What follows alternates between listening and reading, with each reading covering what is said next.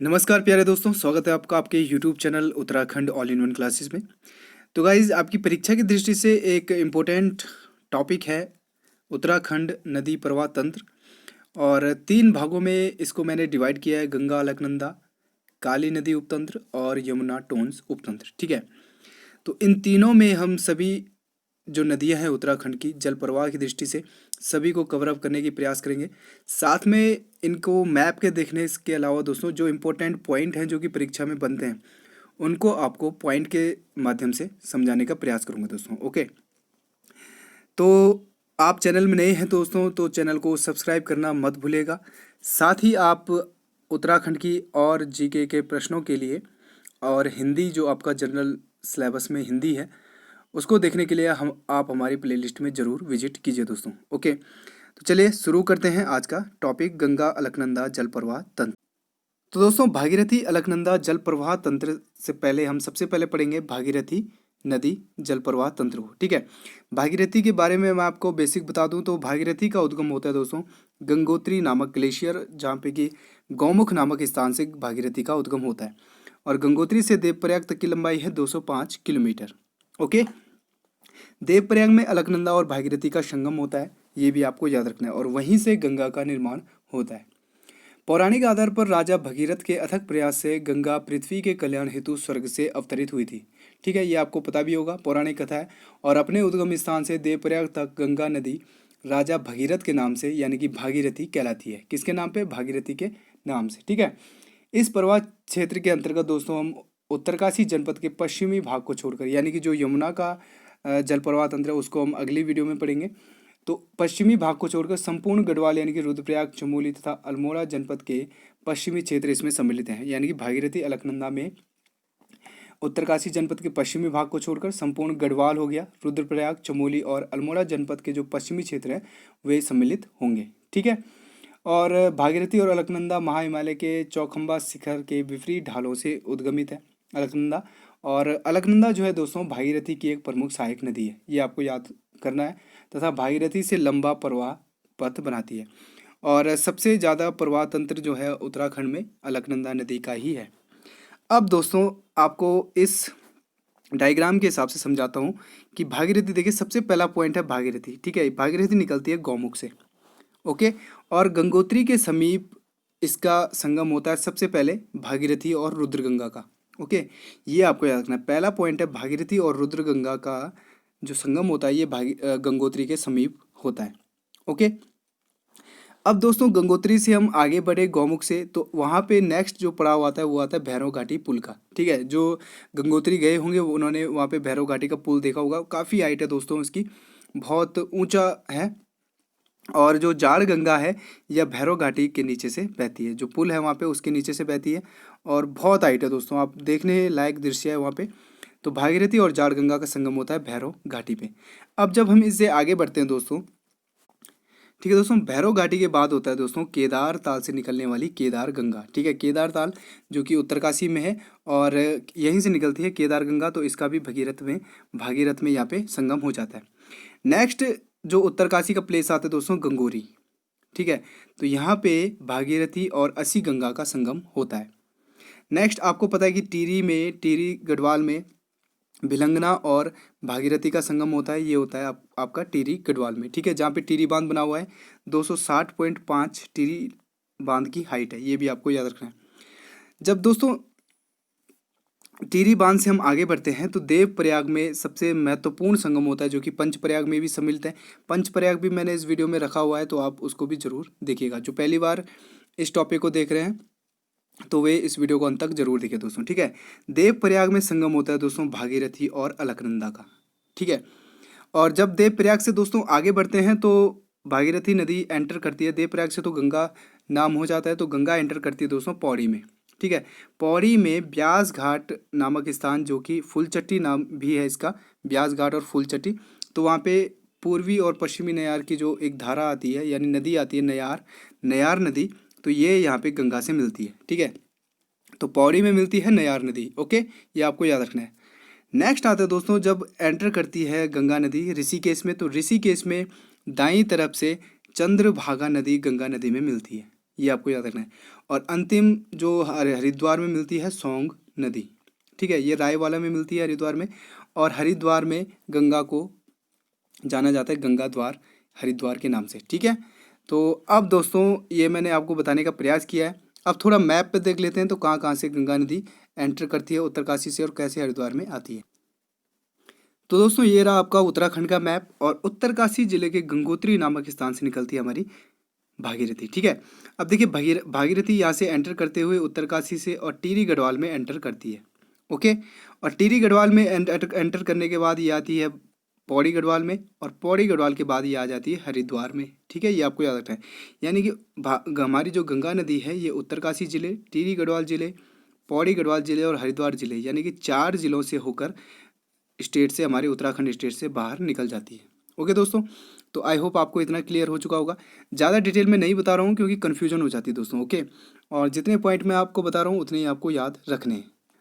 अब दोस्तों आपको इतना समझ में आ गया। अब जो महत्वपूर्ण प्लेस हैं जहाँ पे कि अलग अलग नदी अलग अलग संगम बनाती है, तो उन पॉइंटों को डिस्कस कर लेते हैं, ठीक है। तो सबसे पहले दोस्तों गंगोत्री, ठीक है। गंगोत्री में भागीरथी और रुद्र गंगा का संगम होता है, ये आपको याद रखना है, ठीक है। गंगोत्री में सबसे पहले भागीरथी और रुद्र गंगा का संगम होता है। नेक्स्ट जो पड़ाव था भैरव घाटी का, तो भैरव घाटी में मैंने आपको बताया भागीरथी और जाड़ गंगा से ये यहाँ पे संगम होता है। जाड़ गंगा दोस्तों जहाँ पे कि नेलांग घाटी है, यानी कि चाइना के बॉर्डर से ये नदी निकलती है जाड़ गंगा, ठीक है। और भैरव घाटी में भागीरथी और जाड़ गंगा का संगम होता है। नेक्स्ट आपको टिहरी याद करना है। टिहरी गढ़वाल में जहाँ पे कि टिहरी बांध बना हुआ है, वहाँ पे भागीरथी और भिलंगना नदी का संगम होता है, ठीक है। भिलंगना कहाँ से निकलती है, तो भिलंगना खतलिंग ग्लेशियर से निकलती है।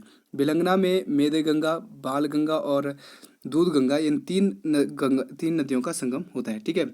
मेदे गंगा, धर्मगंगा और बाल गंगा, इन 3 नदियों का संगम है भिलंगना नदी, ओके दोस्तों। नेक्स्ट है देखिए जहाँ पे भागीरथी और भिलंगना मिलती है उसको कहा जाता है गणेश प्रयाग या सुमन सागर, ठीक है। टिहरी बांध के स्थान पर आपसे पूछा जा सकता है, जहाँ पे टिहरी बांध बना हुआ है वहाँ पे किन 2 नदियों का संगम होता है, तो वहाँ पे भागीरथी और भिलंगना नदी का संगम होता है, ठीक है। भिलंगना का उद्गम मैंने बता दिया, खतलिंग ग्लेशियर होता है। खतलिंग ग्लेशियर दोस्तों टिहरी गढ़वाल और रुद्रप्रयाग की सीमा पर स्थित है, ठीक है। बेसिकली ये ज़्यादा भाग इसका टिहरी में आता है, तो टिहरी में खतलिंग ग्लेशियर हो जाएगा। नेक्स्ट है नयार नदी। मैंने आपको बताया कि पौड़ी में भागीरथी नदी का संगम या गंगा नदी का संगम होता है नयार नदी में, ठीक है, फूलचट्टी नामक स्थान पे। तो नयार नदी निकलती है दोस्तों दूधा तोली श्रृंखला से, ठीक है। और ये पूर्वी तथा पश्चिमी नयार का एक मिश्रण होता है। दोनों नदी आपस में मिलकर नयार नदी बनाती है। और प्राचीन काल में दोनों नयार के संगम को वैनेतेयक तीर्थ कहा गया है, ठीक है, इंपॉर्टेंट है। और नया पॉइंट आपको देखने को मिला है कि प्राचीन काल में पूर्वी नयार और पश्चिमी नयार के संगम को वैनेतेयक तीर्थ कहा जाता था, ओके दोस्तों, ये आपको याद रखना है। नेक्स्ट है भागीरथी और फूल नयार जो कि फूलचट्टी ब्यास घाट पौड़ी में मिलती है। इस स्थल को भास्कर क्षेत्र या इंद्रप्रयाग क्षेत्र कहा जाता है, ठीक है। तो अलग अलग पॉइंट मैंने रखे हुए हैं और कुछ नया पॉइंट देने का आपको प्रयास किया है दोस्तों, ठीक है। अब ये क्वेश्चन पुराने हो गए हैं कि कहाँ पे किसका संगम होता है, पंचप्रयाग पंचतीर्थ, ये सबको याद है दोस्तों, ठीक है। कुछ नया फैक्ट आपको मिले और कुछ जो आपके परीक्षा में बनने की संभावना हो, ऐसे पॉइंट मैं रखने का प्रयास करता हूँ। बाकी छोटी मोटी जानकारी आप नॉर्मल किताबों से रटी लेते हो या देख ही लेते हो, ठीक है। तो देखिए भागीरथी और नयार फूलचट्टी जो कि पौड़ी में है, इस स्थल को दोस्तों भास्कर क्षेत्र या इंद्रप्रयाग कहा जाता है, ठीक है। ये मोस्ट इंपॉर्टेंट है, ये आपको याद रखना है। और दोनों नयार के संगम को प्राचीन काल में वैनेतेयक तीर्थ कहा जाता था, ये आपको याद रखना है।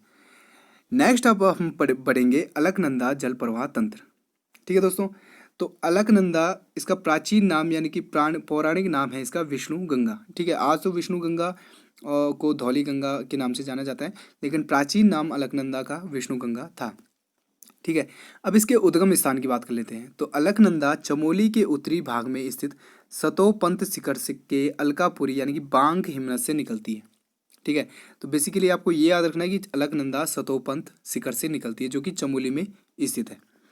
अब देखिए इसकी लंबाई की बात करें तो देवप्रयाग तक इसकी लंबाई है दोस्तों 195 किलोमीटर, ठीक है, 195 किलोमीटर आपको याद रखना है।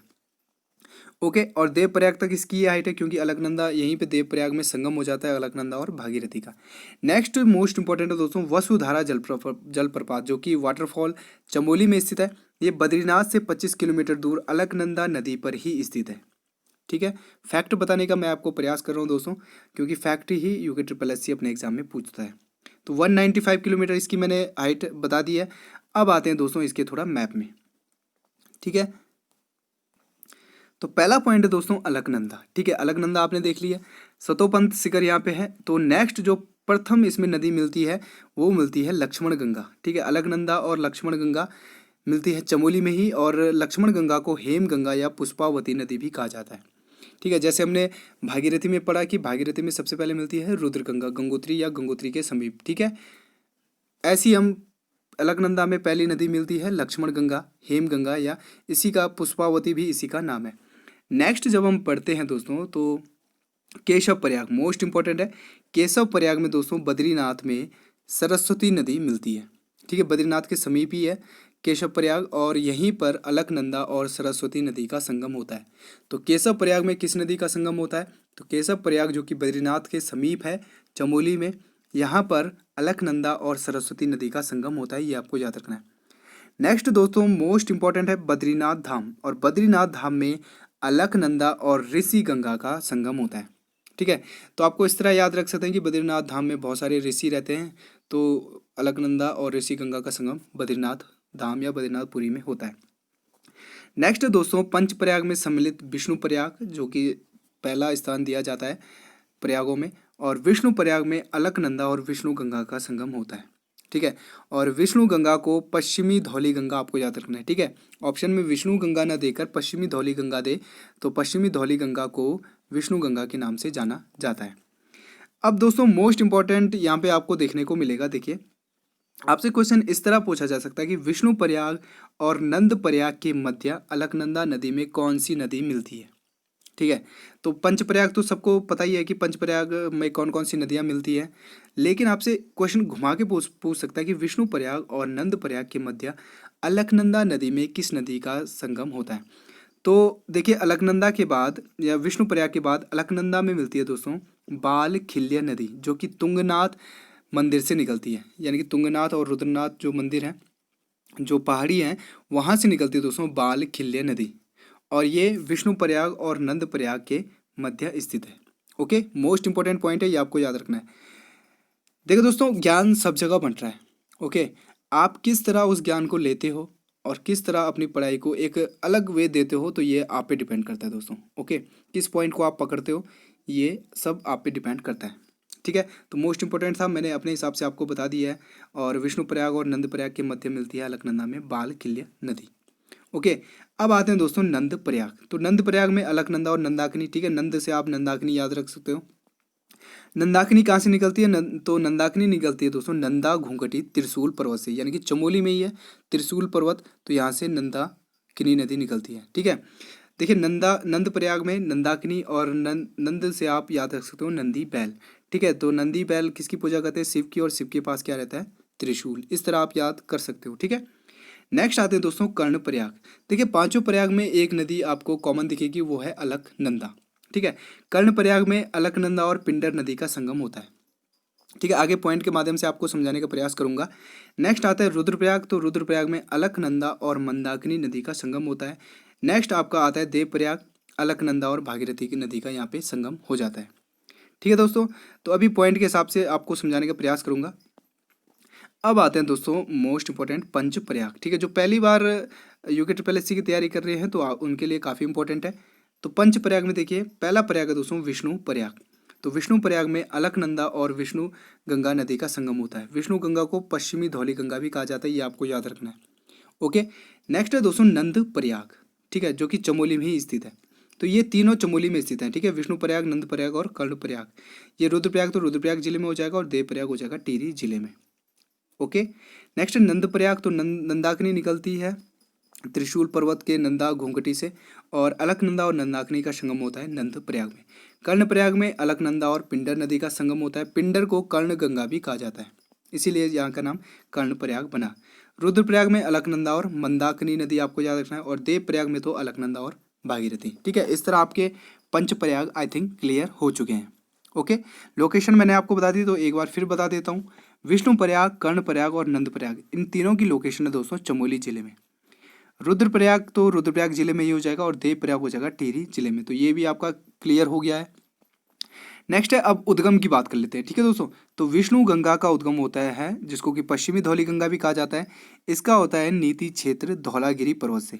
ठीक है, तो विष्णु गंगा जिसका संगम होता है विष्णु प्रयाग में, और विष्णु गंगा और अलकनंदा का संगम यहाँ पे होता है। विष्णु गंगा निकलती है नीति क्षेत्र धौलागिरी से। तो धौलागिरी आपको याद रखना है वैसे, Vishnu Dhaulagiri.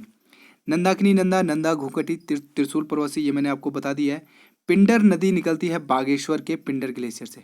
Okay, most important है, पिंडर नदी का जो संगम होता है अलकनंदा नदी से, वो तो चमोली में होता है, लेकिन उद्गम इसका होता है बागेश्वर के पिंडर ग्लेशियर से।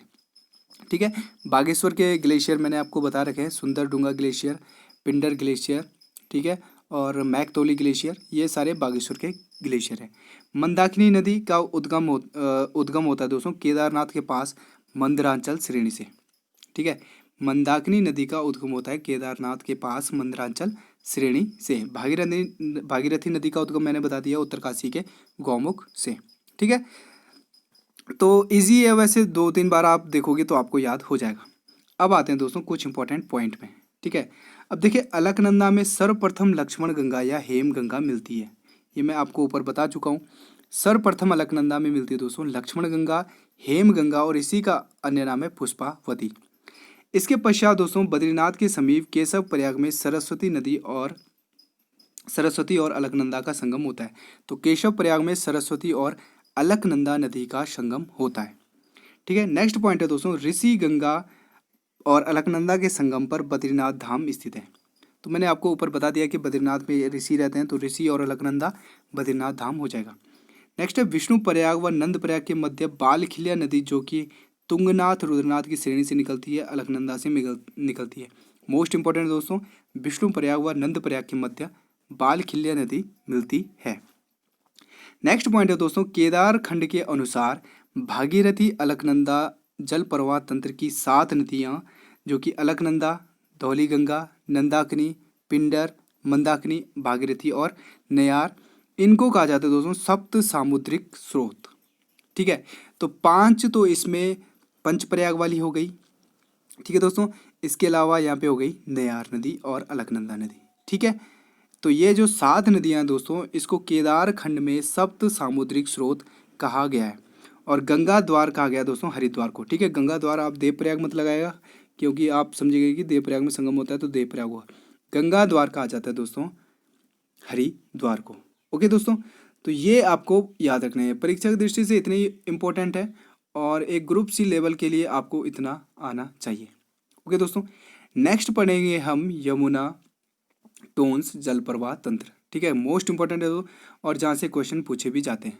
ओके दोस्तों, तो इसके अलावा हम छोटी मोटी और नदियाँ भी पढ़ेंगे। नदी प्रवाह तंत्र का एक प्लेलिस्ट मैं बनाऊंगा, उसमें सारी नदियाँ लगभग जो कि परीक्षा में आप बन सकती हैं, उनको डिस्कस करते हुए चलेंगे। तो वीडियो आपको कैसी लगी तो आप कमेंट बॉक्स में ज़रूर लिखिएगा दोस्तों। कुछ आपके सुझाव हों तो आप उनको भी कमेंट बॉक्स में ज़रूर लिखिएगा दोस्तों। ओके, और कुछ टॉपिक पे आपको वीडियो चाहिए तो आप उसको भी ज़रूर लिख सकते हैं। तो चलिए मिलते हैं तब तक के लिए बाय बाय। ठीक।